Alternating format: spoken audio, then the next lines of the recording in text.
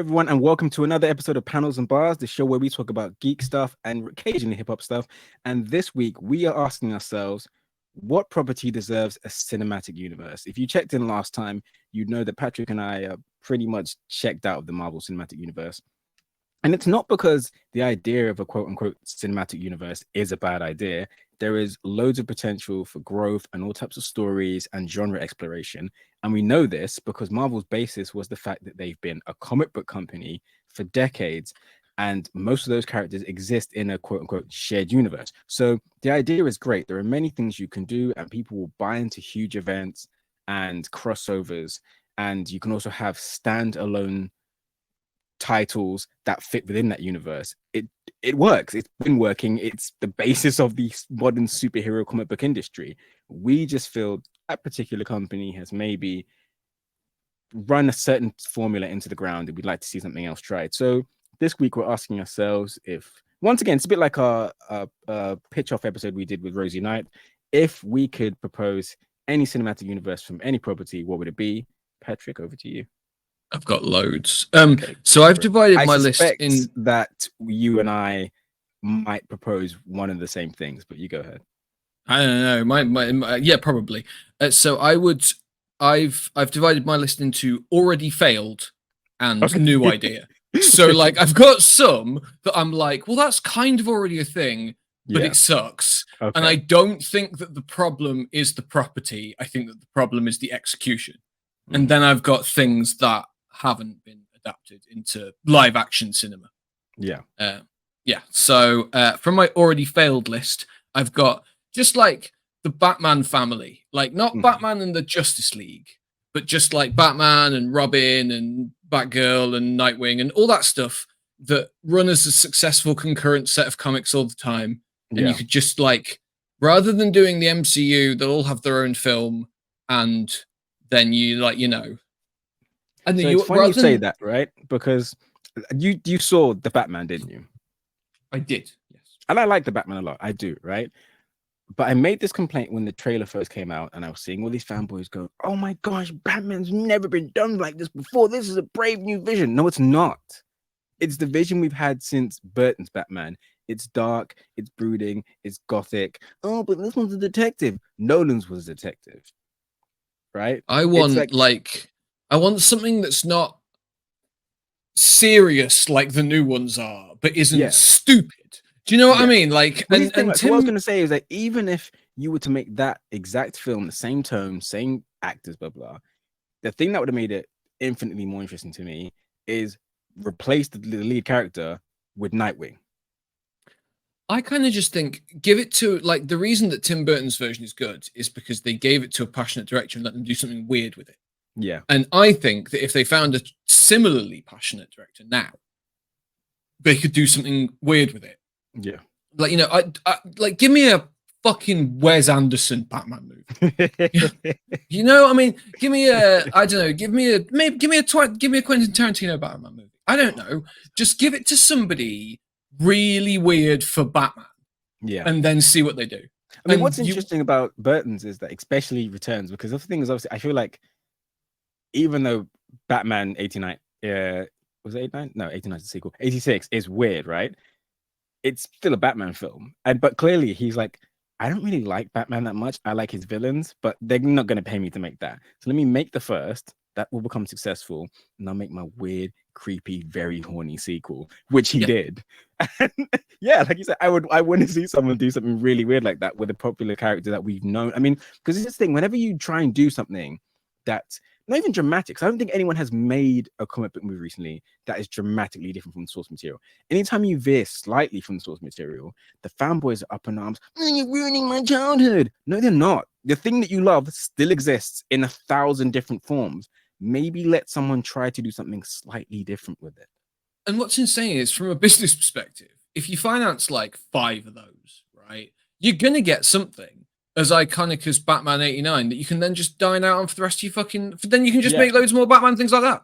Yeah. And like, it's not like we need loads of new takes on Batman. No. I would just like one after 30 years. Yeah. You know what I mean? Like, all of them are just like, yeah, it's like Burton's one, except, you know what I mean? Like, it's just like, it's like you said, like, even if you don't want to, even if you want to do play safe, like I said, do it with Batgirl because she has a different story. At least the Well, alter ego okay, side would be different. Do it with Nightwing because how does he deal with having that chip on his shoulder? How does he deal with living in the shadow of this person who's changed his life dramatically? Like there's so many stories you could tell with them that I don't. I mean, I don't want to see his parents get shot again. I don't want to see it. okay. So my pitch is this for the Batman family series: we take a passionate, weird director, and what we do is we have, instead of the old they all get a film of their own and then they team up format, or the insane Zack Snyder they all team up and then they get a film of their own, or whatever. Like my pitch is, you pay all of them to be in all the films, kind of like sequels, Yeah. except that each film focuses on one of them. Mhm. So in one of them, the guy playing Batman is the main character, probably the first one. I'm going to stress. And in the next one, the guy playing Robin is the main character, but the guy they hired to play Batman is still in it. He's Yeah. just not the main character this time. Yeah. And then you do Batgirl, and I would take Nightwing, spoiler maybe, Huntress, and as many as you want, as many as you can find interesting people to make films of. And don't worry if they're all like tonally weird. Just make them look similar. Make them all wear the same costumes. And like comic books, if this month's arc that's starting this month is from a writer who's a lot crazier than last month's, you just roll with it. Yeah. Do you know what I mean? Like, Yeah. so the films, it doesn't need to be like the MCU where they all feel like they take place in the same world. You just need to go, yeah, they do. And everything that you remember from the last one happened. No matter how tonally inconsistent with this one it may appear. This is just what's happening. And that's how comic books work. And that's where we get all our best comic book stories, because Alan Moore's like, I want to write a miserable emo Superman. And I don't care if I'm doing it with the Superman that has had all the ridiculous Golden Age experiences. He's the one who's having this existential crisis. And he had all those, he could do super ventriloquism, and now he's real sad 'cause he's dying. And you just have to accept that. And that's just how it is. And that's why all of the best comics are, like, if you think about the Century, right? I don't know how they pitched, okay, so he's like Superman, except with severe mental health problems. and and he's an alcoholic, and maybe killed his family, or thinks he might have. And everybody in the world had those legs. Yeah, and everybody in the world had to have their memory of him erased because he was so dangerous. And it's all going to be extremely dark and gothic artistically, and it's going to feature all of the existing Marvel heroes, acting like miserable, paranoid grown-ups who look old. It's like, here's Reed Richards, except he's a sad 50-year-old man. It's like, and I just don't get how anyone. And the thing is that, like, tonally, it's just way off from everything. But canon-wise, it just happened in the middle of just after Civil War or whatever. Yeah. Around the same time as Garth Ennis's Punisher, I believe. And I love that. I love that. I didn't remember the marketing, but they had Stan Lee be like, "I approve of this book," and it's like you read it, you're like, "Wow, did he even glance at this?" And it's wild. And that's the thing, is that, like, if you want superhero movies to be good, memorable movies, the secret is you need to try and not make them like all the other movies. Yeah. Like, because their movies are the same as all the other movies I've ever seen. Yeah. And when I see movies that say aren't the same as, like how Oppenheimer wasn't the same as all the other movies you've ever seen. Have you seen it yet? I haven't seen it. Well, but I've seen enough to know that, like, I don't think I'm going to be like, it's Risky Business meets The Graduate. Like, I know that it's not anything I've seen before. And it's also like, it doesn't even feel like all Christopher Nolan's other films. Like, Marvel have hired like 30 directors, and all their films feel exactly the fucking same. Yeah. That's boring, isn't it? Like, so my pitch is that the Batman family are all great characters. Somebody could do them well, and don't worry if they're totally inconsistent. Pay everybody to be in all the movies. So that's my pitch for a Batman family cinematic universe. What have you got? So my first pitch should be a surprise to no one that's been listening to this show, or which actually is it fucking Turtles? No, it might be a surprise because I don't know if I'm gonna drop this episode before the episode I'm talking about. But anyway, it's Tron. Oh, okay.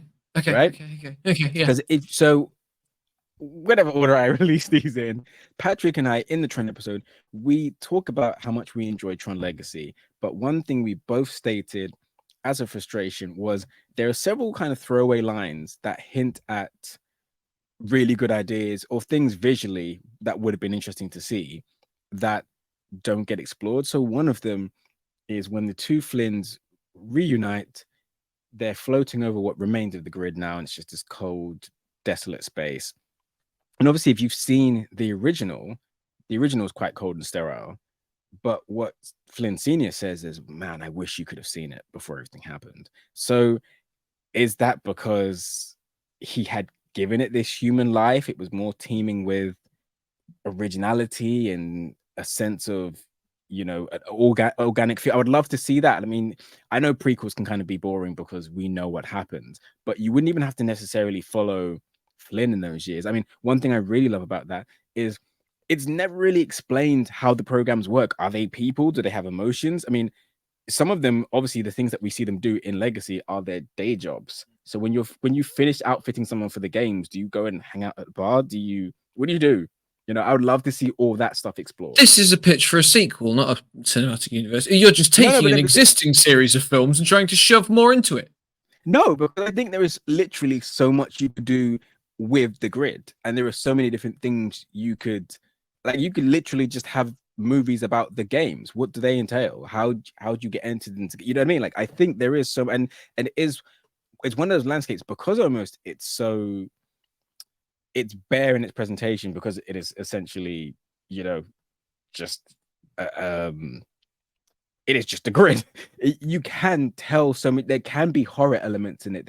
You could like, what's the law enforcement like? You could literally have a cop drama. So I think there's so much you could do with it. And like I said, because it bounces back and forth in between time periods, and because with the media, we've seen that expands the universe, you can go to different points of time and do things stylistically that are different with every story. So the cop story could take place just after the original Tron. Maybe, Kevin's getting more involved, and because he's not there all the time, he sets up a police unit to monitor things when he's not there, and so there's different things you could do, so that was, I think you could expand it. It's not just sequels. No, I'm not buying it. It's terrible. Fair enough. I've written X-Men, but I'm not going to talk again about how much I like the X-Men films and how much I like X-Men, because I feel like I just do that all the time. Like, if you want to hear me talk about how much I like X-Men, it's in one of the other ones. I don't know which one, but it's definitely there. It's always there. So I'm going to skip on to. So this already has 2 cinematic universes, kind of, and that's Resident Evil. So obviously there's the series of films which all tie together by one character, but are all basically different films where she goes to different places, wildly different tones. Have very few recurring characters, most of whom die immediately after the second very time little resemblance to the source material. Exactly. And similarly, there's a series of CGI ones which just tell the stories of the games. And they all focus, like the games, on different sets of protagonists who sometimes meet up at indeterminate points. And they are quite good. But, they're mid-budget CGI movies, so they're not very good. And I would just like to see essentially exactly that. Didn't Netflix do one of each of those recently? I have not watched the CG one. I watched the TV series of Resident Evil. Was it bad? I loved it. Okay. Absolutely loved it. I can see why everybody who likes Resident Evil didn't enjoy it. because it's not about Resident Evil. All. Like it's not. So essentially, you're aware of Resident Evil. There's the evil pharmaceuticals company Umbrella. Yes, Umbrella. Yeah. They do evil zombie experiments, and then when the world is destroyed by their evil zombie experiments, they carry on. They keep doing it, which is a wild choice. And Wesker is like one of the big people who oversees Umbrella and does evil things with it. And the show asked the question, wouldn't it be tough if you were Wesker, but also you had kids? How would you manage running an evil pharmaceuticals company at the same time being a dad as raising 2 teenage daughters and their mum's not around? And it was great. I really enjoyed it. Half of it was that, and half of it was further in the future from that. So that takes place like before the zombie apocalypse. And then there's a bit later on post-zombie apocalypse where one of the daughters just kind of runs around shooting zombies. that bit's less good, but I understand it needs to be there so that it is actually about zombies at all. Yeah. But the good half takes place pre end of the world, and Wesker's running the evil company and trying to balance that and being a good dad. It's great. Really enjoyed it. But I think that like there's lots of room. Again, there's lots of room to do stuff with Resident Evil that isn't either it's exactly the same as the games or it's Paul W.S. Anderson. But I feel like there has to be a third choice, and it's definitely better than both of those. Like, short of it being like Zack Snyder, you know what? Even then, I would take a Zack Snyder Resident Evil cinematic universe. I'd take a Michael Bay one over what's Here's the thing, right? now. So people forget, but because of Zack Snyder's newest zombie movie, which is not very good, people forget his first zombie movie, which is very good. And the difference between those two zombie movies is Snyder wrote the second, James Gunn wrote the first. You give him a good writer, he knows how to direct zombie movies. Just don't let him write it. The first one is quite racist. Yeah, but I mean, I feel like that's just a warning you need to throw in when you talk about it. Like it is a good zombie film, and it's one of outside of the Owls one. It's probably Zack Snyder's best film. And it's really well paced, and it is funny when it's not being super racist. And I guess maybe sometimes when it is being super racist, I don't know. I mean, it's one of the things. It's a bit like because Ving Rhames isn't present in a lot of those moments. It's a bit like some of the Samuel L. Jackson moments in Tarantino films where you're like, I guess we can laugh at this. Yeah, and I don't know, and it also like it's also goes. It's like post 9/11, and it goes for Muslims a bit at times. It's just a little. It's a little, but it's not like we hate people of different races. It's all like we're edgy teenagers who are trying to say something which I mean, offensive. that was kind of present in some of Gunn's early work. Like I love Super, but Super has a few moments where it's like you didn't need to do that. There's a scrolling news banner along the bottom. Did you put that there? Yeah, I did put that there. And it just appeared right now, right? It's not been there the whole time. It's looking more and more like a TV news network. And I'm really enjoying that. I think that maybe we need a little graphic. Can you put a graphic in the corner of each of our screens that says like live? That would be cool, but I don't know if I can do that. I'm sure there's a way. I'll figure it out. Maybe after our names we could have a brief description of who we are. That'd be good. Right?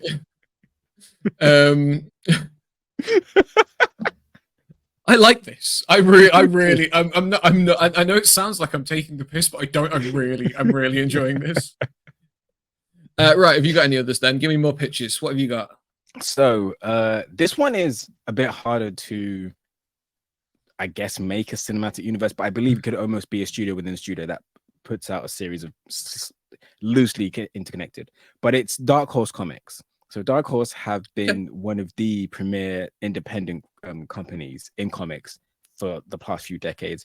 And even if you're not super familiar with the names behind them, you'll know some of their work. So, I mean, their most famous property that has already been adapted to a film, and to me, it's still baffling it's not been adapted again, is The Mask. So The Mask is originally a Dark Horse property. And what's amazing about The Mask is pretty much every installment of The Mask makes the collected story an anthology because it follows a different subject every time. Yeah, that's true. Even though the movie and the animated series follow Stanley Ipkiss is only in the original Mask, and he gets killed, right? Yeah, he doesn't meet. He just gets horribly killed at the end of like the first volume of The Mask. And that's the thing, because in the movie, in the comic, and the cartoon, it's Jim Carrey, so it's all like he's charming and he's lovely, and of course you'd want this guy to be the hero. Stanley's a bit of a dick in the comic, so what happens in a lot of the versions of the book is it usually falls into the hands of a loser who gets all that power and all that charisma super fast and just doesn't know how to handle it. And it's very interesting because they go from being this antagonist who you root for to the chaos escalates, and you go from being like, yeah, you get revenge on those bullies, to nope, dude, slow down. Okay, no, you killed a supermarket full of people. This is too much. And so it's always really interesting. And I think, you could just, in that alone, there's so much you could do. Like you said, because it's always different, you can have a bunch of different writers, different directors all have a different take on what it means to be the Mask. It can be cartoony and big like the last one. It can be like a dark gangster film. You can play the traditional superhero, and each installment of that alone could be different. But on top of that, you've got properties like Mike Mignola's Hellboy is a Dark Horse comic book. Adam Hughes' Ghost, it's a really cool book that's on that company. There's so many. Arthur Adams, who doesn't really do too much interior art nowadays, but his Monkey Man and O'Brien started there. It was actually a backup for Hellboy before launching into his own series. So it was known as a place where if you were having frustrations at Marvel and DC and you wanted to come and own your own property, you could come to Dark Horse. So Stan Sakai, Frank Miller has several books there, Paul Chadwick, Mike Allred, all these amazing artists and writers, and some who are artists slash writers, have amazing books there. And the one thing they have in common is they're all very off the wall, non-traditional superheroes. And I think it'd be a really great way to not only appeal to people like you and I who are kind of sick of the Marvel formula, but to appeal past that to people who have written off superhero movies as just being generic and the same thing. I think something like The Mask is a great gateway drug into mainstream superheroes because it doesn't approach things in the same way. Yeah, it's funny because I haven't bought a Dark Horse comic for I don't know if I own any Dark Horse comics, but they print lovely manga. It's obviously they license manga from Japanese companies. Yeah, but like the selection of things that they've chosen to publish and the quality at which they print them and stuff is unbelievably good. Yeah, and they are, in fairness, Dark Horse manga books are like twice the price of this one. they're really interesting company because sometimes when they do things like that, I'm like, is this making them any money? So I don't know how they make a profit, especially like I said, because I mean, a lot of the owners there, a lot of the creators there own their work. I don't know what the division of the profits. I don't know how it works. I mean, they've been going for years. Clearly they're doing something right.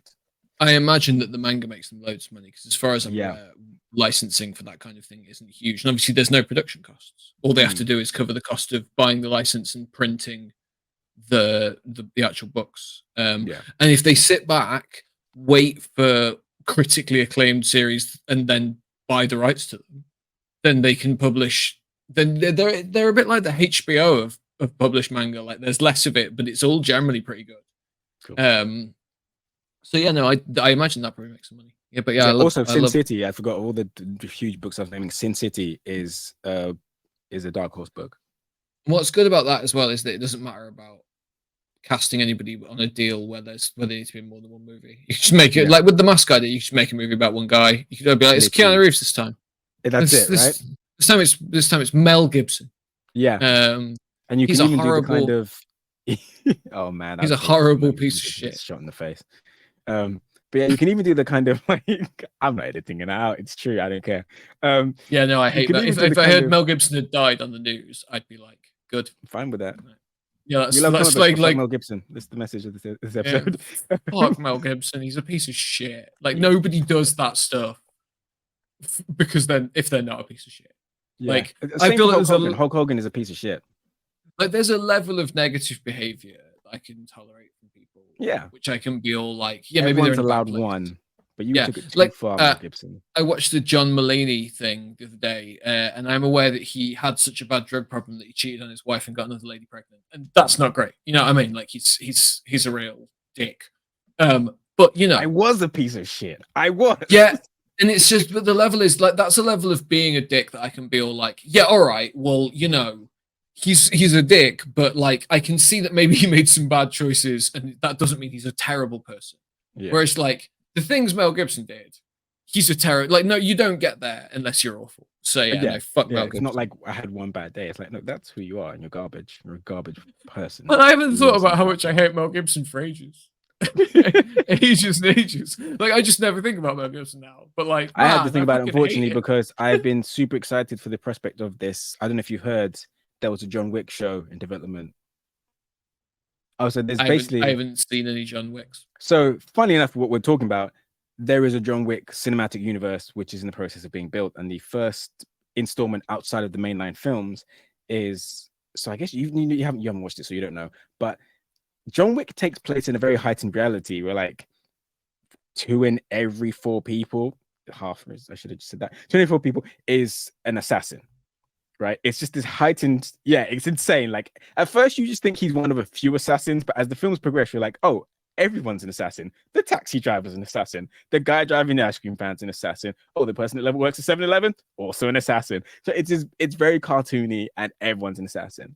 And So as it's kind of sorry, gone on, in this society, like what kind of scenario leads to such a large portion of the workplace taking on assassin well, as a this is the second thing. job? You're hitting the nail on the head because as these films have gone on, everyone's gone, okay, if everyone's an assassin, who needs the assassins? Like, if you're an assassin, what would you need an assassin for? So there's been a lot of questions, and he also has a vaguely hinted at storyline where he's probably a traveler of Romani descent who was taken in by this kind of maybe human trafficking syndicate that takes the children, raises them in the martial arts, and then when you come of age, you were then part of this cult where you like take a blood oath and you are now an assassin.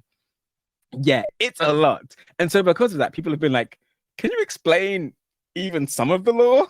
So they're expanding a cinematic universe that aims to do just that. So the first introduction was going to be about the hotel called the Continental, because the hotel is a worldwide phenomenon where you stay there and it's agreed that the hotel are neutral grounds. You and I could have hits out on each other or we could have a beef, but as long as you and I are in the Continental, we cannot engage in any violence. We have to enjoy ourselves, relax. There can be no killing on the grounds of the Continental. So if the Continental is present in all 4 films. Now there's a Continental TV show that is apparently written and produced by the same producer of the series. I was fully on board. Trailer came out 2 days ago. Stars Mel fucking Gibson. Oh, I see. I was wondering how we got back around to that. I was Yes, just I sat there will not. like, why are we talking about John Wick? That's why. Hold So on a minute. Where were we? I've been looking. I've been looking forward to that series, but I will not be watching it because he's the protagonist. So fuck it. Yeah, fuck him. And it's a shame because cool. it looks like loads of really talented stunt performers and choreographers have been part of it, but I will not support anything with that man's name on it. So I mean, even more than that, like not just in like a moral, I don't want to give him my money. Like I don't want to watch stuff with Mel Gibson. Not now that I know what kind of person he is. I just like I can't imagine enjoying it. yeah. I'd just be all like I'd just be sat there the whole time like, man, I fucking hate Mel Gibson. Well, it's funny because every now and then there's like some executives like, I think when everyone's doing these reboots, we should go back to Lethal Weapon. It's like, should we? Should we really? I don't think we need to do that. I think we're good. Is Danny Glover still alive? Yeah, he must be. He must be. What based on what? Heard. Okay, all right. That's fair. Yeah, like famous people die all the time, and I pay very little attention. So, yeah, like, you know, sometimes obviously someone I really like dies, and then like one of the things that I follow online will report it, and I will respond with anything other than nah. But like that's rare. I mean, I see a lot of things that say somebody died, but I don't. What's next? Okay, so next I've got I've got like 3 or 4 which are just anime adaptations. Okay. So I'm going to save them, and I'm going to move on to the ones that are just video game adaptations. Cool. Okay, so firstly, and I think this is quite good, like GTA, right? So the structure of the GTA games is already that each one takes place in a different city with a different protagonist, and that's like, you know, Scarface, right? Yeah. So my idea is that basically maybe you could have one of them who's like a Scarface style gangster on the rise through violence, and you could have one where it was more like a, you know, cerebral scheming kind of guy who's trying to work his way to the, do you know what I mean? Like, and then each movie takes is a different, but they're all called Grand Theft Auto or something. Actually baffling that we don't have it already. Yeah, it's weird, right? The game sells how many billion a year? Like, and we're still all playing the online version of an installment that came out over 6 years ago, and it's literally billions a year. We're in a year where Barbie has crossed $1 billion. Here's the thing, because I think it's one of those properties where even if we all know it's bad, like if the first trailer comes out and looks bad, we're all still going to watch it. I'd probably go and see it, yeah. And the thing I think is it's that like, money in the bank. If you want to sell a GTA movie, it's easy. What you do is you make it about a criminal, and you make it just gratuitously violent. Because really, that's what people want from GTA, isn't it? Hmm. Like, you can't make you can make a film that's about the joy of stealing cars, but like it's easier to make a film where some guy shoots a lot of people, and Yeah. it's like it could be like the games. It could be like an anti-hero thing where rather than following a character who's nice and we like, we follow some guy who's just fucking awful and he kills a lot of people. Have you ever seen And Good Time or Uncut Gems? I've not seen Uncut James has Adam Sandler in it, right? Honestly, first of all, watch both of those films. They're incredible, same writers, directors. But the reason I asked you is because they are both about kind of unlikable protagonists who are constantly doing things that just make you more and more anxious the entire time you watch it. And I actually feel like those vibes would be really good for GTA. Yeah, Adam Sandler's in it though, right? We're confirming this. Honestly, I know, but forget every this. It's the Answer only yes or no. yes, Is and he's Adam fantastic. Sandler in it? No, he's fantastic. What would actually frustrate you is how good he is, because when you watch it, you're like, oh, okay, so you can be amazing. You just keep choosing to do these Netflix money laundering schemes. He's incredible in it. He's I really, have a really good. I have a pretty strict no Adam Sandler policy. Break it I for this. saw a I'm film with asking him you to in break it for once. this. I did see a film with him in once that I didn't hate. Was it Punch Drunk It's Love? called Because he's also incredible in that. No, that's a Was it terrible Funny film. People? Yes, it was. Yeah, See, where Funny he's People was dying. fantastic, and it Yeah, also will piss you off because it's him being very self-aware of what he's done. And it's like, okay, yeah. just because you admit to it doesn't mean you can get away with it. Like, it's very annoying that you've done this very good film about what a sellout you are. Stop being a sellout. Well, it also kind of worked because, like, I hate Adam Sandler, and in that movie, so did he. Yeah. Um, so I was like, all right, yeah, fair enough. If the premise of this is that Adam Sandler's shit, then yeah, I'm totally on board. Like, I already get who's in that. In fact, it might be funnier if it's Adam Sandler, right? Like, so yeah, that was okay. But yeah, I think GTA is like a solid, easy. Yeah, I don't know why we're not on I'm GTA 5 at the guessing moment. I that mean, here's the thing, right? If the Fast and Furious can become one of the biggest franchises of all time, how is like it doesn't make sense? How has it not the been answer greenlit? is the answer is this. So Hollywood studios have numerous times approached Rockstar and said, "Hey, Mm. we'd like to make a GTA movie," and they've been like, "Fuck off," um, because they're crazy and intensely rich. Yeah, Like the thing with Rockstar is that there's lots and lots of things that everybody in the games industry does that are standard practice that they just don't do. Like yeah, they've never been at E3. Isn't that fucking that's insane? crazy. Because they've never been in a position where they've needed the publicity of E3. Yeah, Um, and that's fun. Like, don't get me wrong, GTA 1 was promoted to hell and back. Do you know what I mean?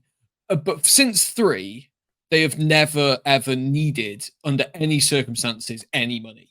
yeah, So they just do whatever they want. And then people come, and the thing I guess is that with any other studio in the world, they would go to the bosses and they would go, "We're going to pay you X million dollars for the rights to GTA," and they would be like financially obligated to discuss with the board, like, "Shall we do this? Because that's a lot of money." yeah. But to Rockstar, it isn't a lot of money. Mhm. It's how much they made this morning from people buying pretend cars. So then they have much more leeway to just look at it and be all like, why? Like, Yeah, or alternatively, look around the marketplace and be all like, most of these are shite. Doesn't seem yeah, like anybody's going to spend the money that this would need to not be a shit film. So why would we sell the rights to it? Because all yeah. we're going to get is a shit film that we're embarrassed about. Like, and like even there's very few Like I companies think in the Gran world. Turismo is out now, and I haven't heard a Yeah, single person talk about it.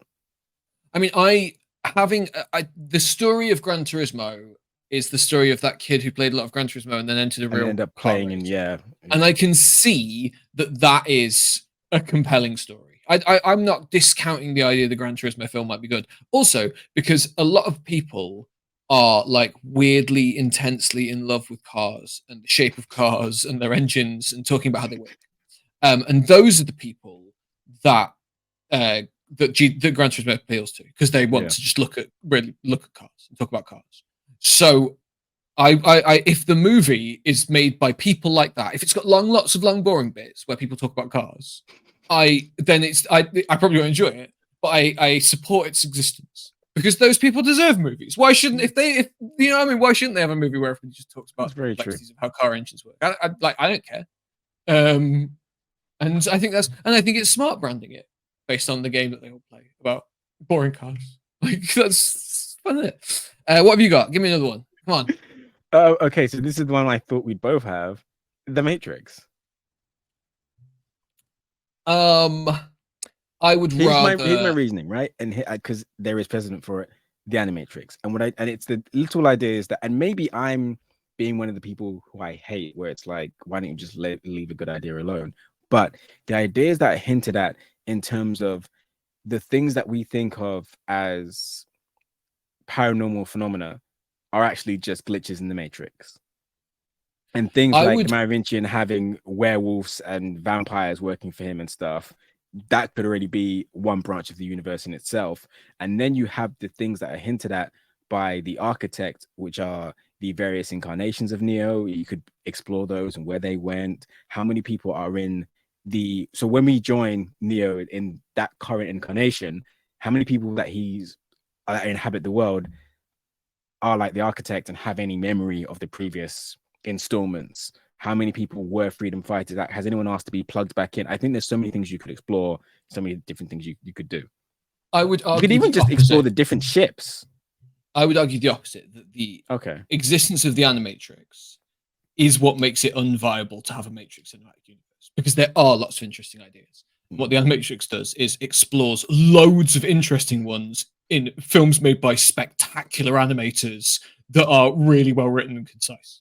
So I Yeah. think the problem you face is, do we just do the things from the Animatrix? But if you No. make them I'm just using longer, the Animatrix as an example that there is more to that universe than we've seen. And but that's you what I'm have saying. to I think compete like, with, but you have to compete with those short films made by the best animators in the world.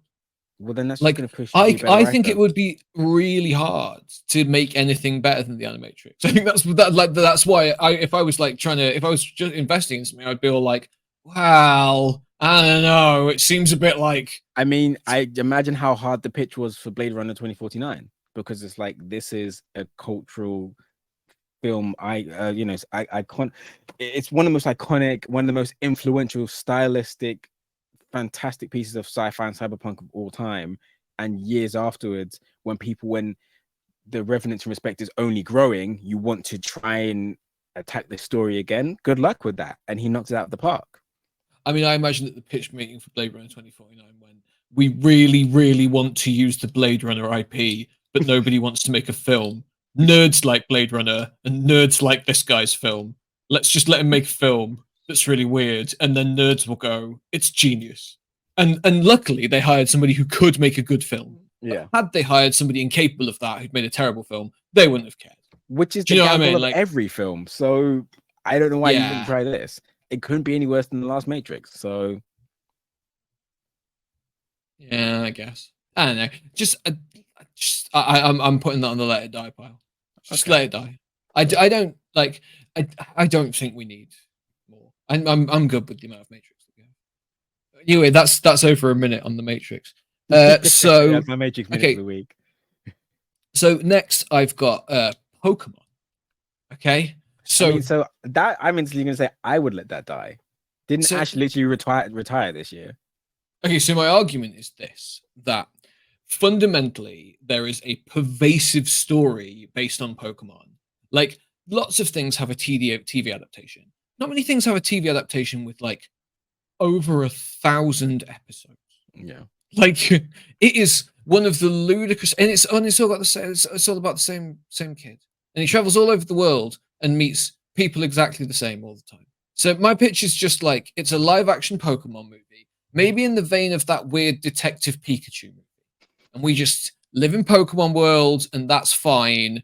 And much like the games, at the start of each Pokemon movie, we meet a new kid who wants to journey through their country catching Pokemon. And sometimes there's old Pokemon, sometimes there's new Pokemon, and then they have to work out to defeat the gym leaders and win the league or whatever. Right? Like the problem with the animated series is that it's like he can't win because they always have to have the same protagonist forever. Yeah. Whereas like if you did it like the games, then each one could have their own, satisfying victory and resolution to their story, and then you could just move on to a different.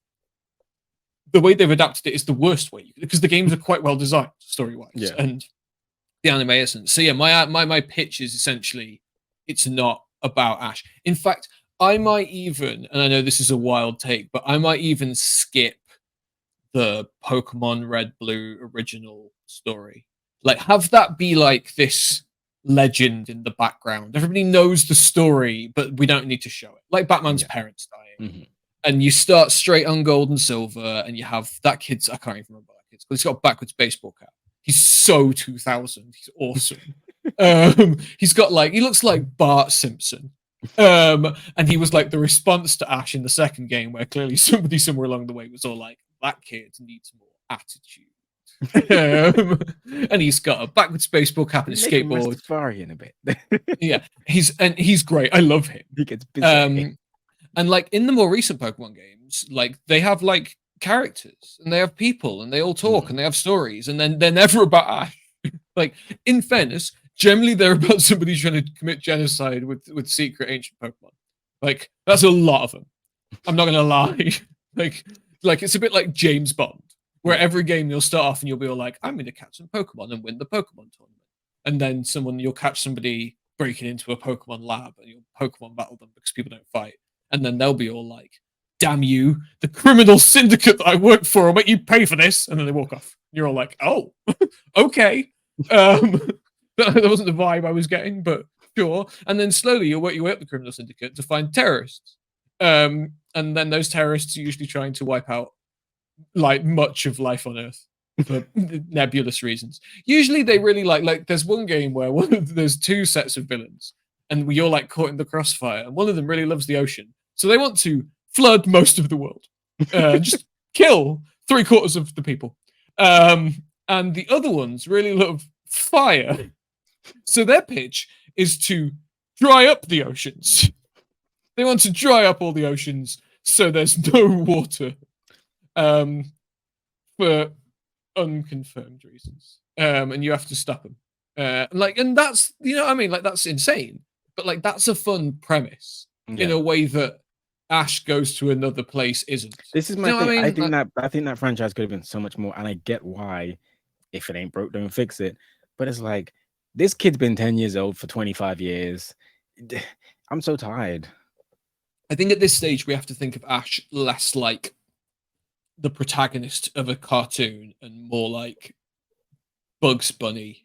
Yeah. Or like this eternal thing that will exist in the same form forever. Do you know what I mean? Like, Ash is Ash, and he ain't changing. And people will continue to watch cartoons about him doing the same thing probably forever. Like, they've retired him at the moment. Yeah. But I remember the last time they retired him. And, you know. They just need to have an episode where he like gets viciously shot in the arms and legs. It doesn't matter. They just like he'd throw the Pokeball in his mouth. I think the continuity of those Pokemon series also is like way overstated. Like, technically they're all the same thing, but like, you know, every few years they're just all like, hey, remember those other Pokemon shows? Fuck them. Yeah. This one's new. Does it link to what came before? Does it take place in the same world? Is it the same character?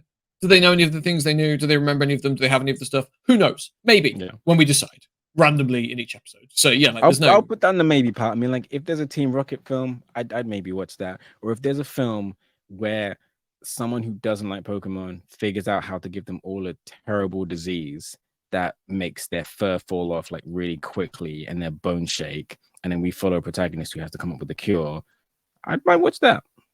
Yeah, I see that. So okay, and then I've got oh yeah, wait, no, it's your turn. What you got? So I literally just came up with this while we were talking. But the Def Jam video games.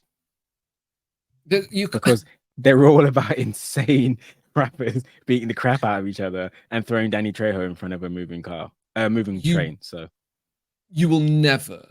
Oh, never in a million years. But it's like but you can do whatever you want. You never have enough money to make that. There is no way that could be the salaries alone would bankrupt most studios. Then you have to clear all the songs for the soundtrack. Then you have to pay some of the world's biggest and best stunt performers. Then you're going to have some of the most amazing CG to bring it all together. The challenge of making it look like all of those rappers are convincingly having interesting fights with each other is extremely high. Like, I mean, that's just on top of the fact that most of them probably wouldn't be able to act their way out of a paper bag. So it's an uphill struggle. But if you could pull it off, oh my god! Listen, that's a franchise waiting to happen. I think that also what I love about the Def Jam games is that they've perfectly leveraged, like, most rappers can't say anything, like, can't. It's weird, but a lot of them can't hold a conversation normally. You know what I mean? Like, they've spent so many years making up words about how they're great that they just can't talk like regular people anymore. And so then you ask them questions and they just yell at you about how awesome they are. Yep. And it's like, this isn't talking, man. Like, you've lost it. But what they're all great at is saying one line that sounds cool. Yeah. So, like, in Def Jam, everybody just says one thing. The match listen, starts. the taunts that start the fight are brilliant. They're so good. My favorite one is in Def Jam. I think it's in Def Jam Vendetta rather than Fight for New York. Keith Murray says, "Come over here and I'll smack the flavor out your mouth." And he delivers it with like a ludicrous degree of enthusiasm. Yeah. And See, I have funny. no idea. My favorite in the whole series is, I don't know if you know Joe Budden, but Joe Budden's whole thing is he's always too cool for everything. And so in Fight for New York, after he beats you, he says, "Can anyone in the building actually fight?" Yeah, you see, that's nice. They're fun. But yeah, like I mean, I'd like to see that, but that's impossible. It's That's impossible, stupid. but I would love to see it, and I just think, yeah, you could have so much fun. And we are in a place where like CG is insane now, and Yeah. like, so for instance, one of my favorite things is the first scene where you see Black Panther in the Winter Soldier, where he has that insane fight where he's chasing them. Like, that is all entirely CG. So we're at the point now when it's like, I wasn't until the documentary that I knew that. So I think for some of these guys, if the right studio, and if you just leave them alone and stop making them crunch, and you give them 2 or 3 years, you can make a damn good looking film. Yeah. If nothing else, the soundtrack would be amazing. Absolutely. So I've got Metal Gear. Metal Gear. Yes, right? 100 times yes. So my pitch for this is very specific, and that's what if, right? It's the structure of the MCU, except every film has the same protagonist, and it's Thanos, right? So over the course of the Metal Gear series, they take place across tons of time and stuff. But like a couple of people who don't age normal because they're clones or whatever live for ages, or people get kept alive in pods. I don't fucking know. People live for a long time. So I'm suggesting that rather than being one of the snakes who you play as, what you do instead is you have like a main character who is in Metal Gear Solid 5. This is quite specific, but in Metal Gear Solid 5, that snake, Kiefer Sutherland snake, finds out that he has like a shot. So like they're from Fox, and this other military unit is called XOF, and their job is that they're like their shadow. So like he's like the greatest spy in the world, and this guy's job is to follow him and never be seen.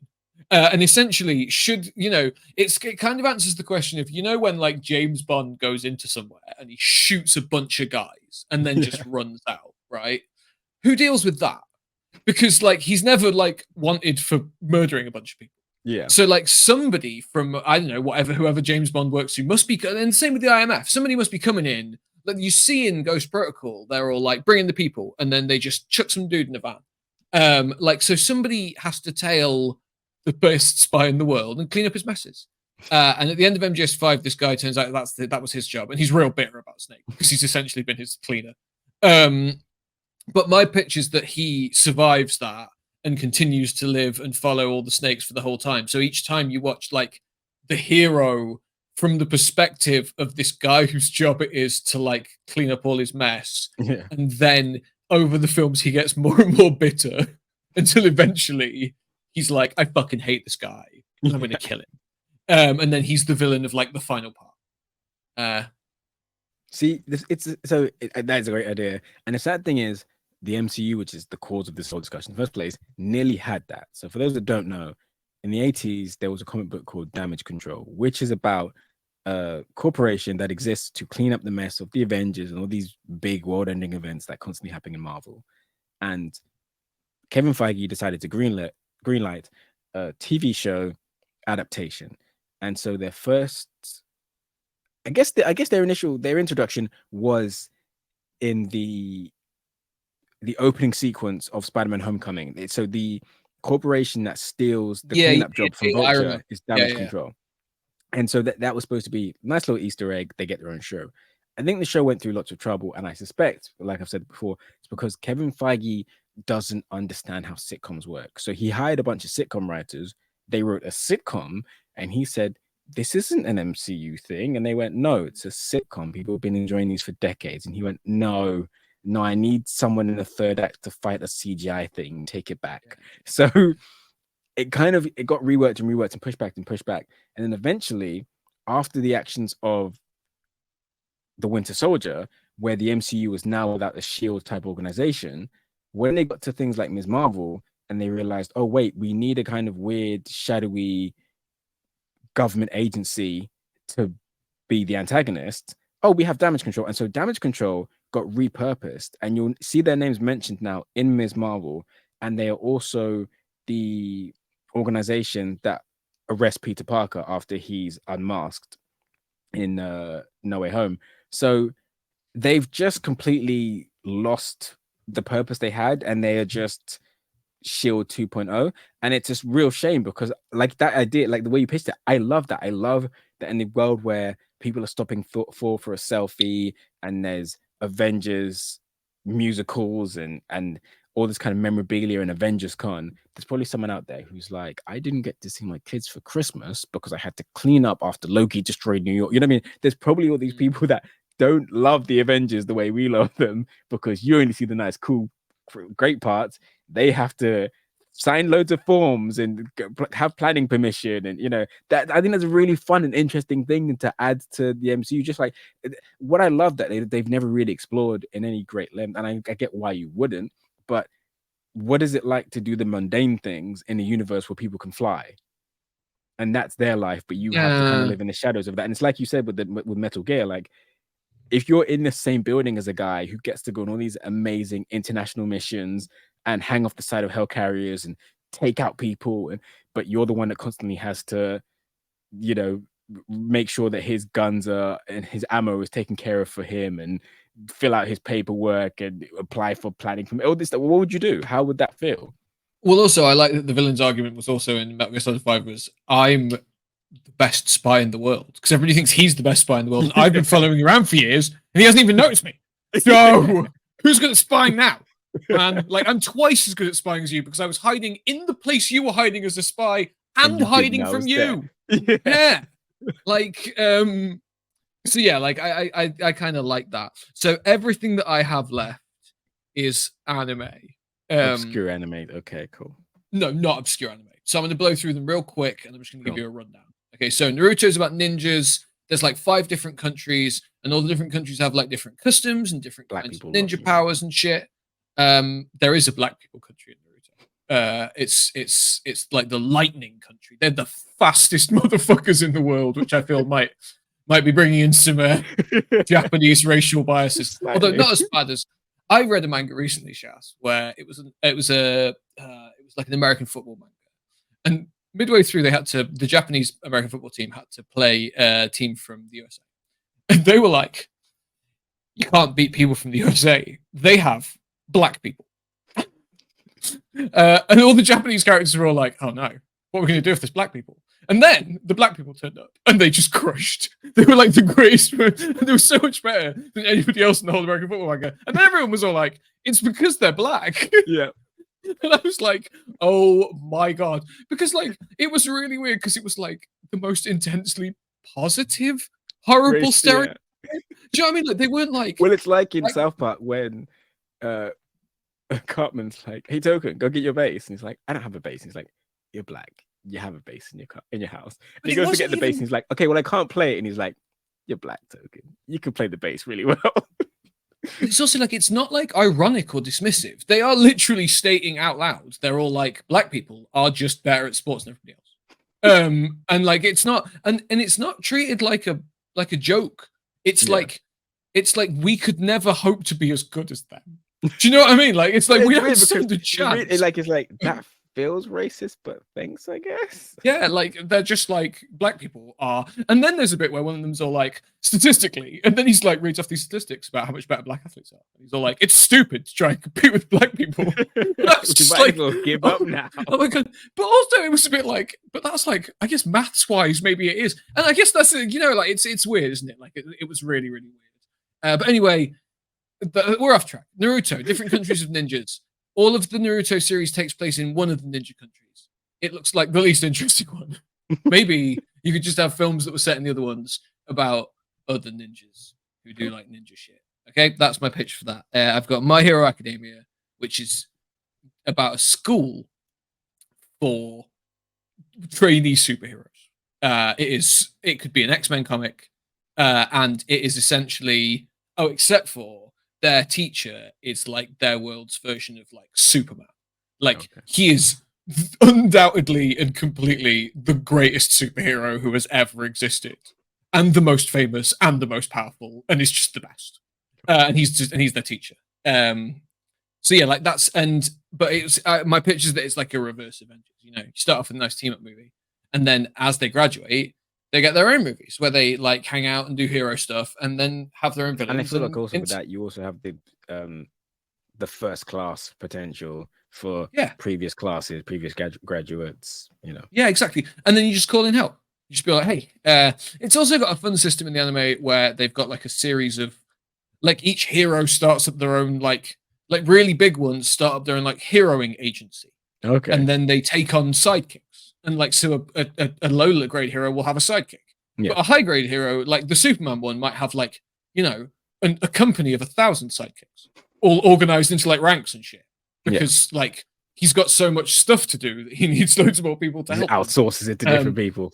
And and you can work your way up through the company to become important in somebody else's. So like you're their career trajectory is more competing to be like the number one sidekick. Like I'm going to take Robin's place. I'm going to work my way up through all the Batman sidekicks, and I'm gonna fucking take. Oh my gosh! Okay, so you're giving me one. I don't want to get the title wrong. I think it was Batman International. Or was it Batman Incorporated?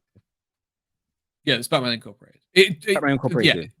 Yeah, it's that. That should be like why? Like I mean, ties into what you said earlier. You talking about Batman Family, but I think Batman Incorporated is like the most diverse DC cast in a long time. There were some really good ideas.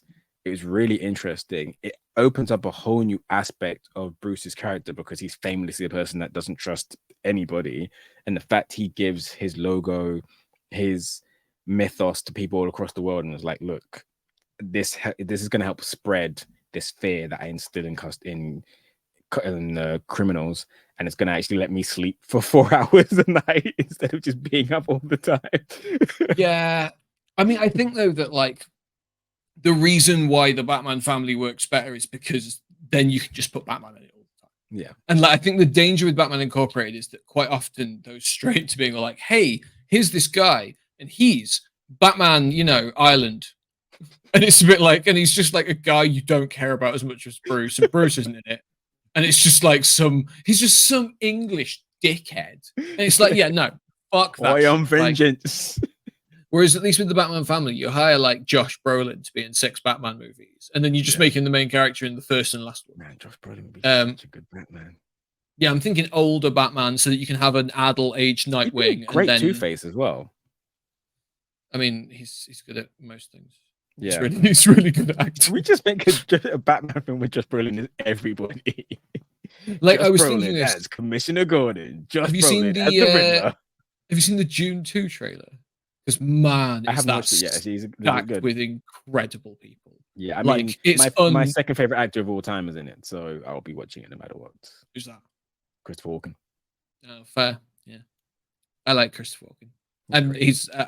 I don't like him as much as I like Anthony Hopkins. If we're going like old man character actor, then you know Anthony Hopkins is the best, isn't he?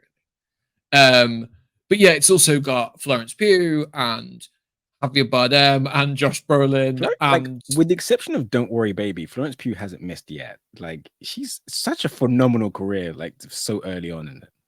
Also, like she's the only good thing about Don't Worry Darling. Like the rest of the film is not great, but she is fucking excellent in everything. Honestly, I love actors like that where it's like they don't always star in good things, but they're always good in those things. Yeah, and it's like she's on the screen most of the time, and it's always watchable when she's on the screen. So like it's realistically like it's what I would say is that like I think people were disappointed because they thought it was going to be like an all-time great film. Yeah. But like it is when I watch films that everybody's told me are shit, or that aren't that good, or have been disappointments or underperformed, it's so much better than those usually are. Like it's a fine film. It's just not great. Yeah. Okay, so yeah, that was My Hero Academia. Gundam. I'm not gonna. We You don't need to time. pitch Gundam. Like, I'll take my money now. Yeah, there's big robots, and then Yeah. every now and again, a different child is piloting. So here's the thing, right? Here's the thing about Gundam, which they will never do, but man, if they did it, build the Gundams, right? Because we've spoken before about CGI not having weight, and you've seen the footage of the real Gundams they have over there right now that people are flocking to see. They look phenomenal. I mean, they move at like 1 mile per hour, but it doesn't matter. In fact, if anything, that adds to it because it just shows you the insane level of craft that is in one of those things, and the power it would take to power them.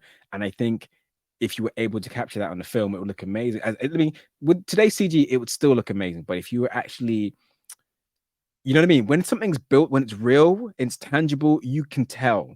And I think if you were able to capture that weight on screen, that would just be phenomenal. I think the best way to describe it is I would really like a Gundam movie made by James Cameron.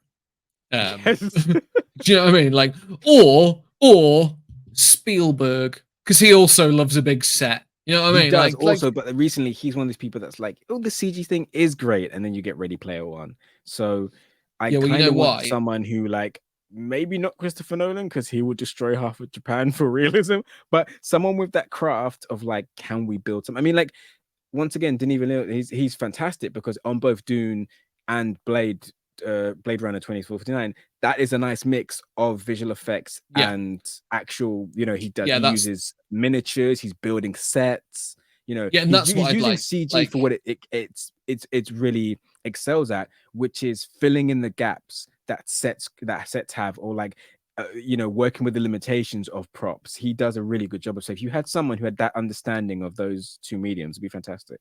The other thing that he's got going for him with Denis Villeneuve is that he's really good at a sense of scale. So he will show you something. He will show you a person standing next to a spaceship, and he will cut out to a long shot of that spaceship next to a huge building. And then you know that building is fucking massive. And like what happens in Star Wars and things is that there's like shots of cities, but like you have no functional idea of. I have no, like, Blade Runner's form of reference. So what does that mean? Yeah, Blade Runner's great at scale. They're always putting people really close to the giant like billboards and skyscrapers. So then you're all like, oh shit, that thing's huge. That's you know what I mean? Like, but like loads of films don't they show like a long shot of a really cool looking city with no sense of scale, and then it's just people in the room. And Denis Villeneuve's really good at outdoor shots that bring scale. Like Arrival's so good for that. Even Sicario, because the whole point of that is Emily Blunt's character is essentially alone, even though she's going with this team, and she doesn't know what she's getting herself into. And there's so many shots where it's like she thinks it's just a quick trick right on board. It's like, no, you're in a different place and you are not ready for what you're about to go against. So yeah, if obviously he's busy doing a billion things, but if someone like him that had that understanding and that respect and that skill and craft and a team with them that can make, oh man, Gundam could be not only just a massive box office success, everyone makes the money back, it could just be a phenomenal, beautifully visually appealing film to watch. I also think, and like I think that most people probably think this is crazy, but this is my genuine belief, right? I think that when the superhero trend dies down, I think that there's a solid possibility that we will see Hollywood grasp onto either big mechs or kaiju as the next. The only reason I would push back against that is because of Pacific Rim. I don't know, man. I like one failed mech movie. Like that was mechs and kaiju. I think that the thing is that I think kaiju's got a shot because obviously the Kong cinematic universe is still somehow making millions of dollars. I think the thing with mechs is that if you do it right, what you need is talented voice actors. And then most of the time, you don't even have to pay your star to be on set. And I think that'll really appeal. Like they do lots of voice work, and then they do some like sitting inside a cockpit stuff. Like I guess Robert Downey Jr.'s like workload on Iron Man must have been lower than other people because during all the action scenes, he just has to sit in a booth with a thing on and go, "Whoa, oh no," rather than ever having to be on set physically at all. So like that, and I think like that, like you could save on costs. I think that they're big and flashy and stupid, and exactly the kind of thing that the mainstream could get behind a trend of, or at least one big series of. In fairness, the Transformers series is basically a mech series. Yeah. It is essentially, it wastes its time having a human protagonist and robots with personalities. And the mech genre shortcuts that by making the mechs more extensions of a person's body. So you get to know the character, and then when they're in the mech, they fight. And that, I think, has the potential to be the next thing. Because I think that it saves them money. It allows them to do something big and flashy that's not been seen very much before. It has endless fucking toy potential. Yeah. Like, I just think that, like, I don't believe for a second that people like Disney aren't thinking, okay, what do we do when the Marvel Cinematic Universe fails? And aren't looking at the money made by people building little Gundam sets. I And really being feel like, like that's I a really lot of feel like money. it's why Star Wars is getting such a push. Yeah. I think Star Wars is their backup plan. Sell more lightsabers. Yeah. Yeah, and my last pitch is Sailor Moon. And if you're familiar with Sailor Moon, she's a. I know one thing about Sailor Moon. It has nothing to do with the show itself. So I would pitch this like Buffy, which is what the cartoon's like, basically. She is a regular teenage girl with regular teenage girl problems, but she can transform into a wizard from a moon wizard, and she's got a talking cat. And essentially, so I'm kind of pitching Buffy crossed with Sabrina. You know what I mean? Like, I'm going to clarify the new Sabrina, not the old Sabrina. Yeah, two very different things. Yeah, and like I think that would be like a fun tone to take. She's like a superhero, but also she has regular problems. What I love about Sailor Moon is the wildly different. Like some weeks it'll be all like, oh, this demon, he's making people like spill all their drinks on themselves. I better sort him out with my magic powers. And the next week will be all like, oh, this demon, he trapped his whole family in a mirror dimension where they've been tortured for 1,000 years, and now he's trapping other people in there. It's just like, whoa, okay, fucking hell. Like, that's an intensely dark twist. There was one where it was all like, yeah, this guy, this demon, he stops people's motor function. So they can't move. And then slowly their internal organs shut down and they die. I was like, what? But then it will just feel like the high school dance is this week and I haven't got a date. So yeah, it's fun. I think it would make a good weird Netflix show. Yeah, I know nothing about the only thing I know about it is that Michael Jackson is responsible for the American dubs. Oh, and the Canadian dubs. I would take a Sailor Moon series from the people behind the Umbrella Academy. I think that's the kind of tone that I'm looking for. Cool. Do you like the Umbrella Academy? I do. I really like the Umbrella Academy. Good. Yeah, me too. I really, really like it. Yeah. I'm aware that it's got a bit of a mixed reception. Oh, and I really like it. I think a lot of people were disappointed with the last volume, but I liked it. I also really liked how they handled Elliot. Why have I forgotten Elliot's surname? Elliot Page. Elliot Page's transition in the show. I loved that. Yeah. I thought it was really well done. It was lovely. And I think that also the thing with the Umbrella Academy is that that's what we're always asking for. It's a not particularly faithful adaptation of an extremely weird comic made by an extremely weird team of creators. And it doesn't always hit for me all the time, but it's got a very unique personal style, which means that it is memorable and enjoyable to me. And I like the characters. I think they're fun and well thought out and well explored.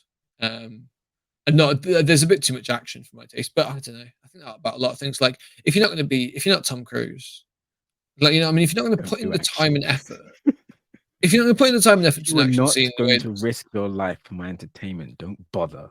If you're not, no. If you're not going to risk your life trying to do something dangerous that nobody's ever done before for my entertainment, then don't bother.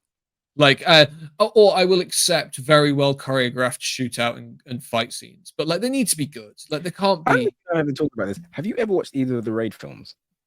Yes, yeah, they're fantastic, absolutely fantastic. It's funny. I was watching a documentary about them recently, and one thing I really liked, because a lot of people have been saying, why haven't we had a third, or why hasn't the American remake that was, you know, the Americans purchased the rights a few years ago, why hasn't it happened? And apparently, like Gareth Edwards, the director, he was supposed to be involved in not only his part 3, but the American remake. He said on both cases, we kept coming up with scenarios, and I'm like, okay, but is this better than the second? Yeah. And he's like, if the answer is no, I literally do not see the point in doing it. So he's like, one day it might pop into my head and I might have that idea, but he's moved back to England now. And he's like, it got to a point where I was like, he said, nothing was worse, but nothing was better. He's like, for me, don't add another chapter to that story if you can't, especially like you said with action, it's all about escalating and finding more clever way. He just couldn't do it, so he left it. I'm And gonna I actually say really that respect that. I'm gonna say that that's one genre of films where I think I'd just take another Raid film that wasn't as good as the last one. Like Me because too, but I do respect his it's dedication to like that. it's like, you know, Jet Li. Like Jet Li's made a lot of films and they vary wildly in quality. But like they've all got great martial arts. And honestly, a bad Jet Li film is still generally Hmm. pretty fun to watch because the fight scenes are all really good. And Yeah, realistically, in a kung fu movie, that's doing like three-quarters of the heavy lifting in it. So like yeah. that's most of the reason I'm I watching don't know it. if you've ever seen it, but one of the Fast and Furious films, they cast Tony Jaa. And listen, rest in peace to Paul Walker, but he loses a fight to Paul Walker. I don't know anything Why? about Paul Why Walker. even cast him? I don't know. I've never seen any Fast and Furious. I like And the I'm series, but it gets to a point, and you've probably heard there's lots of stories. It's very infamous for each actor starting to decide that they didn't want to get hurt if, you know, so The Rock doesn't want to get hurt if Vin Diesel doesn't get hurt, and Vin Diesel doesn't want to get hurt if Paul Walker doesn't get hurt. So now they're all invincible, and they all have the exact same amount of lines of dialogue, and they have to be on screen for the same amount of time. And if The Rock gets punched, then Vin Diesel also has to get punched. You know, no one can be weaker than each other, so then you can't buy into anything. And then it means things like this: you're getting these phenomenal guest stars like Tony Jaa, a man who was so physically capable and so clever and such a swift and dynamic performer, and you're having job to your stars because they can't lose bad, like they can't look bad. Why even hire him? Just get some generic anyone if you're just gonna have him lose to Paul Walker. Like, I know their whole point is you get it to be like, how impressive is Paul Walker? He beat Tony Jaa, but he's not, because I know that that's not Tony Jaa anywhere near his full potential. So it's a waste of him. That's fair. As we established earlier in the Gran Turismo segment, I'm not horny for cars. So I like, honestly, there I is mean, that's still nothing, that you might as well watch the films because they're not horny for cars anymore either. but there After the is third, nothing. they stopped trying. I know Michael Bay's a bit much for me. You know what I mean? Like if there's a Mm, long shot of a vehicle that's all like, oh, look how cool this vehicle is, I would say it look at hits for those me. wheels. It hits me at best 5% of the time. Don't get me wrong. I've seen sequences in films where people have been all like, look at this cool car. And I've been all like, Yeah. man, that car is cool. Like I like Ford Mustangs, and I think Bumblebee's quite cool. Um, I like the Batmobile. But you know, like generally when it's all like, hey, it's a shot of a car, I'm all like, don't care. Okay. It's like the fastest route to me being all like, don't give a shit. Like I think one of the reasons I'm not as fond of James Bond as other people is because of how much time it spends with just cars. It's just like, here's a car driving slowly up. Here's some people getting out of the car. It's either James Bond or an attractive lady. Here's the car. It's just like, fuck off. I don't look, the frequency with which he like looks at his expensive watch or checks his fancy suit in the mirror. And I'm just all like, I'm not GQ magazine. Like, I That's don't why like. I quite like the Craig films, because they explore the fact that, oh, you want all these things because you're a very broken man who's not had therapy. I He's know, just I trying to fucking hate fill it. that gaping hole in his soul with cars and watches and alcohol and women. Yeah, yeah. I don't know. Yeah, like, I fucking hate James Bond. I like Casino Royale. I like James And Bond very much, and Goldeneye. I like the new versions. And I think whoever comes next has a lot to contend with. It should be Henry Cavill. It won't be, but you know, I haven't seen the last. I don't know if I've seen any since Skyfall. I did not like Skyfall, and everybody Skyfall else likes was really Skyfall. wasted potential. No, so the thing with Skyfall is has Roger Deakins doing cinematography, and it's gorgeous. So because It's it's the pretty best filthy. looking James Bond, everyone confuses it with being the best James Bond when it's one of the worst. Um, it's a shame. It's the James Bond, the Craig films, the hole they fell down, unfortunately, was they are another franchise which is a victim of the Marvel Cinematic Universe, because they then started to they tried to create not Thanos. only They tried to a create a Thanos, didn't they? well They were all they like, tried to create a actually, I thread was line behind through all all the of bad his things that films. ever happened to Exactly. you.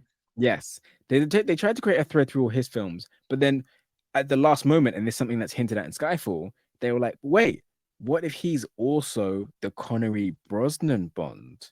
So there's things like in Skyfall, he drives Connery's car, and it's just like it doesn't work, because and then what you then have to do is you then have to do this thing of, oh, he's old and haggard, which, yeah, it makes sense if we're to believe he's the same Bond that we've seen in 27 films, but you've only just slid that in now. So it doesn't, you know what I mean? Everyone's going, he's so old. Really? When did that happen? So I get the idea, but It's like a year like old. a lot of these cinematic universes, they didn't plan it. So He's they're like, trying to get you to buy into this fact that, he's the same Bond from The World Is Not Enough or Doctor No. And it's like, well, you haven't made that very clear. So when everyone keeps saying he's really old and haggard, he's been in 3 films. I also kind of think that, like, when I think about this, when I hear people criticizing those Bond films, they're always all like, they're stupid. The plot is stupid. This is the bit where he knows when the train's going to crash. That's stupid. Like, I hear people talk about that all the time. It's all like, but like all James Bond films are quite stupid. That's not the problem. The problem is it's boring. Like, it's pretty and dull, and like it's just loads of long, boring shots of him doing nothing, and then complaining. Like, that's the thing. Like, fucking Craig's Bond is such a miserable cunt, isn't he? I hear you. Like, you know what I like about Pierce Brosnan's James Bond is that he loves murdering people. He loves being James Bond. It's his favorite thing in the world. I'm going to have sex with this woman against her will, and then I'm going to murder that complex full of people, and the British government is going to pay me to do it. What I like is when he throws people off things and they get speared on a railing, and he's all like, I guess he got the point. He makes so many puns. And that is the best. That's what you want. You want him to just be having a great time. It's like Yelena in Richards. He has sex with a woman called Christmas, who I think is Denise Richards. And then he says, I guess Christmas does come twice a year. Excellent. See, that's great. That's like, don't get me wrong. I don't think you've also just seen him murder a bunch of people before that happens. But the thing is that, like, the problem I have is that that's James Bond. And like, yeah, it's problematic and weird. And it has been for years. And they kept making them way after that stuff was problematic and weird. Yeah. And they still feature most of the problematic elements in the new miserable ones. They're just not fun anymore. Yeah. And like I said, one thing I do like, all jokes aside, one thing I do like is he gets called out. He gets called out for it several times in the films, and I think he's just kind of like, yeah, what's your point? Which, I mean, doesn't make it better, but I think at least the film was aware that he's a relic of a horrible time in human history. Yeah, I don't know. Like, I just let it die. Progress, Stop making James Bond stuff. Okay, here we go. Like, bang. Okay, my last one. And it's not my idea because I've spoken about it before. Jim Lee had it, and they'll never do it. But an expanded universe of the double agents. I think Evan spoke about it in one of our previous. Oh yeah, no, that's really fun. Yeah, that's a great idea. And they've explored that before, and like they're always hinting at that. Like Sean Bean's 006, isn't he? And they're always being all like, yeah, the whole network. Obviously, I mean, if you ever played Rogue Agent, Rogue Agent is a great idea for a game that was really badly rushed. But Rogue Agent is you win in the GoldenEye scenario. You're Sean Bean, and you kill James Bond, and then you're like, oh my gosh, I won. What do I do? And that's a really cool, interesting idea. That's fun, yeah. But like, yeah, no, that is fun. But I don't know, like. I mean, I just think like you said, if you made an anthology and you had different directors and different writers each time, you could have a comedy episode, you could have a bumbling 00, but you could also have someone who is a throwback to the Connery or Style and No Substance. You could have someone who's really gifted with martial arts. You can have someone who maybe is more strategic. And what's interesting about that whole episode is it's not guns are blazing. It's, can I sneak in and out of this building and retrieve this microchip or whatever without being seen? You know, you could even do an entire silent episode with someone like that. And it's all about the direction and how are they finding creative solutions rather than blood. So I think this is the thing. It would be great to know, are all double agents like him? I mean, what they do in every incarnation is they do give you the sense that he's actually a pain in the ass and he's very unorthodox, but they deal with him because he gets results. So it would be great to see someone who actually is really favored by the government and that agency because he does the job he's supposed to and doesn't cause an international incident every time he goes on a mission. Yeah, it's not always stopping to have sex with women that haven't asked for it. So yeah, that must be like someone who's a competent 00. But like that must put a real dent in his time. Like, if you think about how frequently in those movies he just had sex with somebody, and like, you know, I'm guessing also a lot of that it's detrimental to the mission because it's usually the girlfriend of the person he's investigating. What if she didn't want to have sex with you? What if she told the person you were asking loads of questions about her?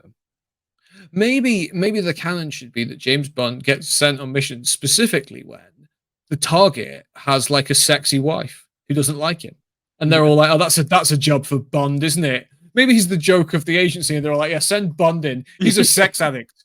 We'll fucking like he'll bang anyone. We'll The one send thing him." And they'll never actually adapt, which they should adapt, and it's actually really good, is the original book that the. I mean, so I don't know if you know much about this, but most of the films, their titles are taken from real books or short stories. yeah, the However, a lot book's of the just time, redone, right?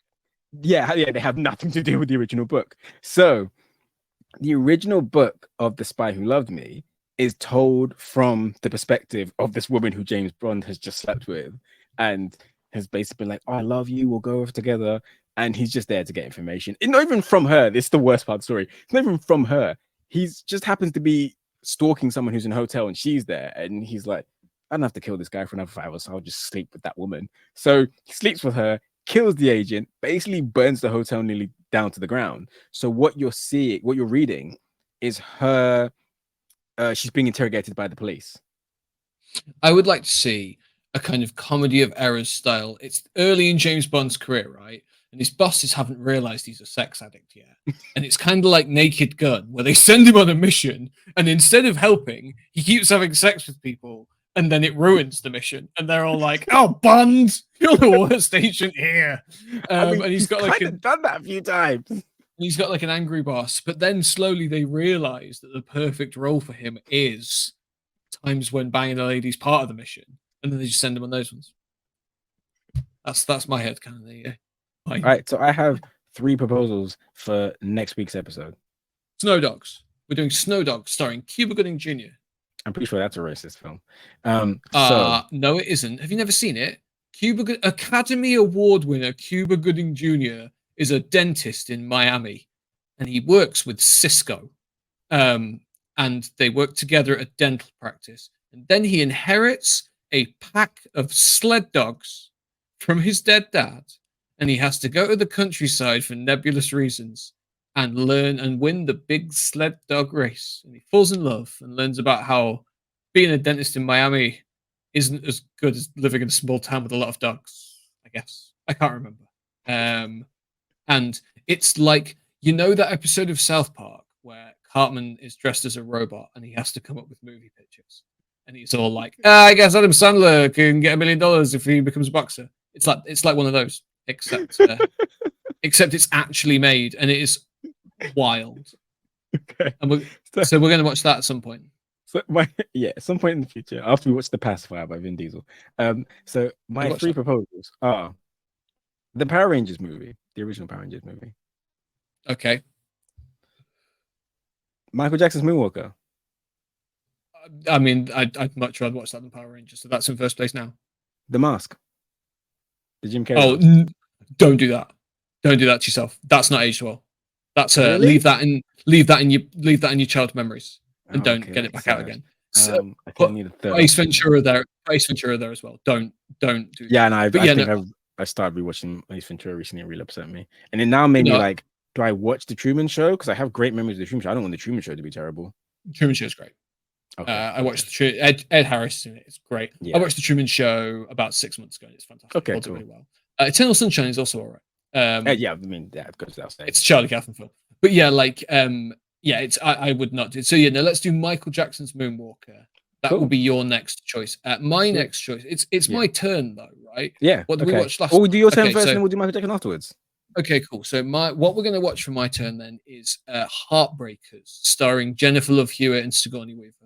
It's a romantic comedy about a mother-daughter con artist team. They're grifters, aren't they? Yeah. Yeah. Okay, question. I'm going to watch it, so I'll find out. But would you say it's better than Catch Me If You Can?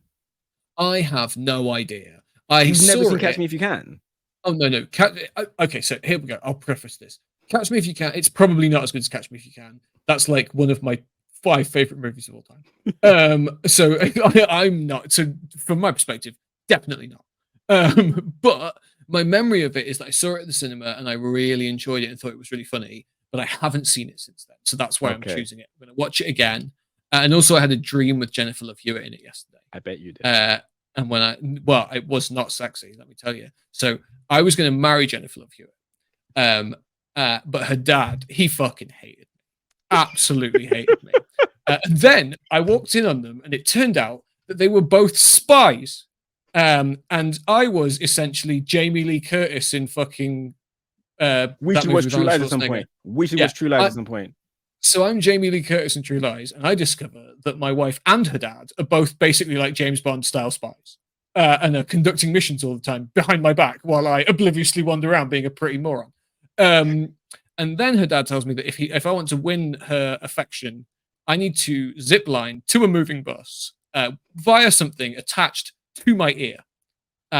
So clearly, Drew Me is pretty invested in marrying Jennifer Love Hewitt. So he attaches his ear to a zip line, and it's unbelievably painful. And then on top of that, I slam into the side of the bus.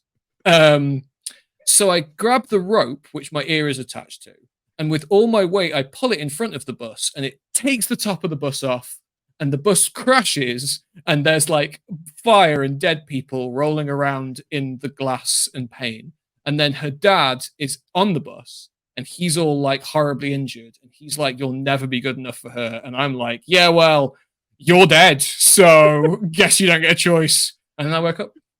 I want to say, if anyone from Hollywood is listening, you can't have that. That's Patrick's idea. So then I woke up, and I was like, "Man, you know what Jennifer Love Hewitt was in? Is that movie with Sigourney Weaver? Me and Shaz should watch that."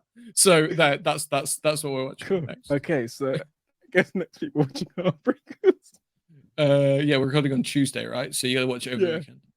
Cool. Okay, so thank you so much for listening.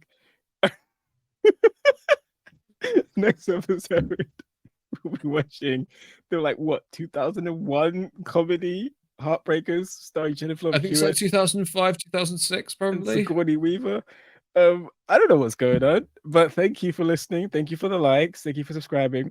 Thank you for sending it to your friends. Maybe don't send next week's episode to your friends. I would suggest back on track after that.